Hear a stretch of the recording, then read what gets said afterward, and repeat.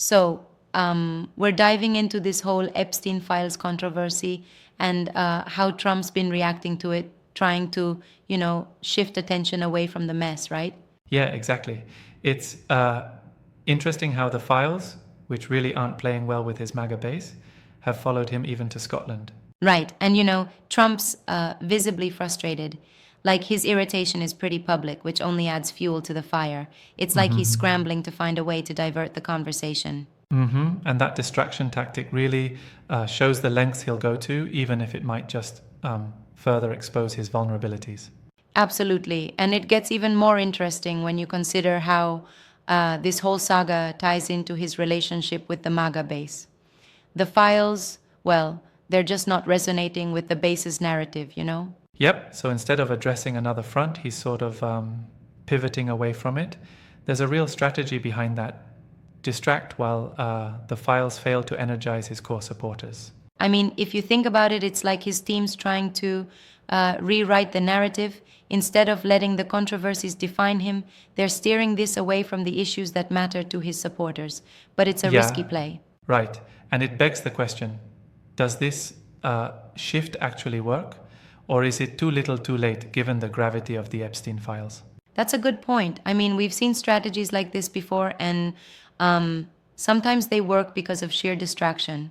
Other times, though, it backfires. It really is, well, a double-edged sword. Yeah, exactly. And by trying to deflect from these files, especially since they're gaining unwanted traction among critics, he's sort of inviting more questions rather than settling them.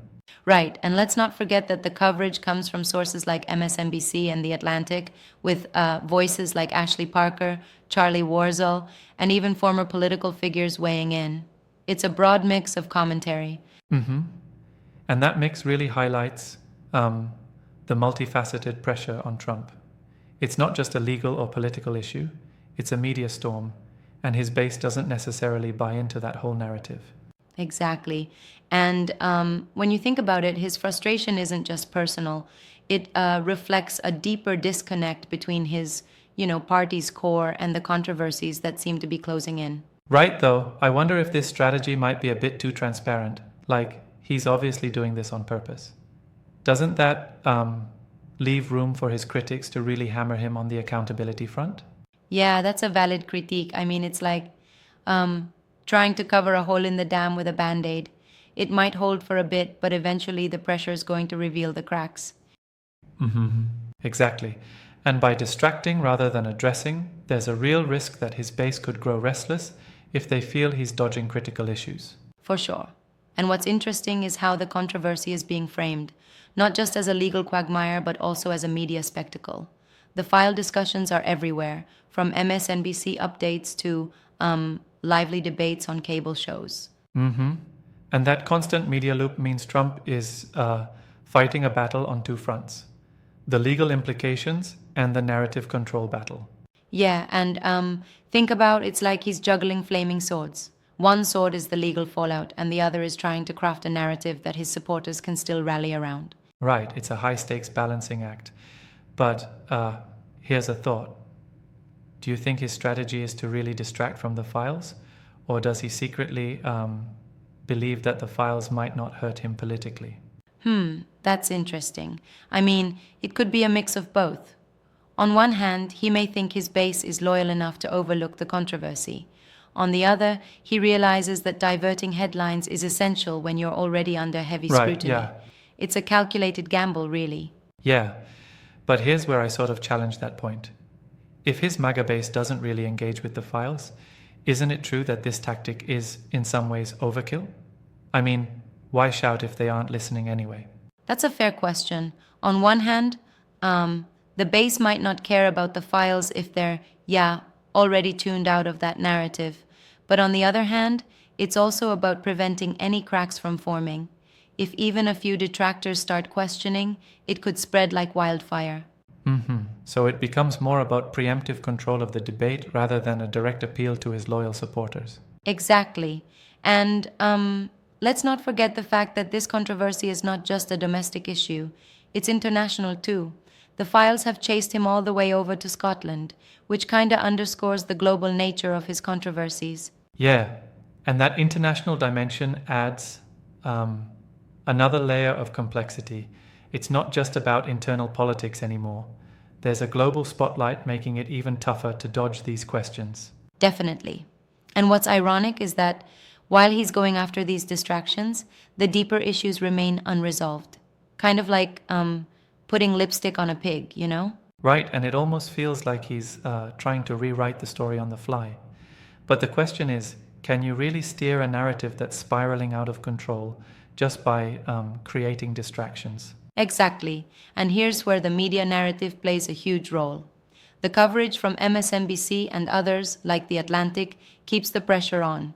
Every little reaction from him is amplified, questioning his consistency and control. And it's also interesting how former political insiders like ex-advisors and former representatives are adding their voices into the mix, which just magnifies the impact of his strategy. Yeah, they bring in that layer of seasoned skepticism. People like Max Rose and Mark McKinnon, they trust these voices to highlight the obvious contradictions in his approach. Right, and it's not just policy critics, but even media pundits who are questioning if this is just a desperate move rather than a sustainable strategy. Exactly. You know, it's like when you're backed into a corner, you do what you can to redirect the narrative, but sometimes those maneuvers are too transparent. Yeah. And that transparency can be a double-edged sword. And the irony is, this spectacle might, in the end, weaken his position rather than solidify it, because the base might catch on to the fact that it's all just a diversion tactic. Precisely. In the end, it's a risky play.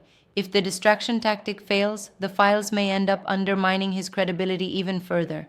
And once the narrative slips out of control, it's really hard to reel it back in. Absolutely, it's a delicate game of smoke and mirrors with high stakes. How compelling do you think it is for the average voter, though?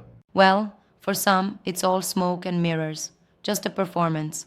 But for others, especially those who might be swing voters or even hardline critics, it's a stark reminder that there's more than meets the eye when it comes to political maneuvering. Yes, indeed. And it goes to show that even the most loyal bases can be shaken when the truth starts seeping through the cracks of a well-devised distraction. Exactly. And this scenario underscores the challenges modern political figures face amid an omnipresent media landscape. Every misstep is amplified, every tactic scrutinized, and the pressure to maintain a consistent narrative is, well, enormous. Right?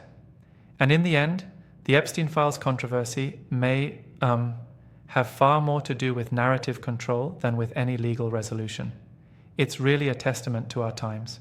Politics, media, and public perception all operating on such a complex level. True, and it reminds us that in the realm of politics, distraction and diversion can be as powerful as policy, even if they're ultimately unsustainable as long-term strategies. Definitely. It's a chess game where every move matters. And it's a fascinating, if not somewhat perilous, game that keeps us all on our toes. Thanks for unpacking this. It's been quite the ride. Absolutely. And it's clear that as these controversies continue to evolve, we're going to see even more interplay between political strategy and media pressures. Until next time, keep questioning the narrative.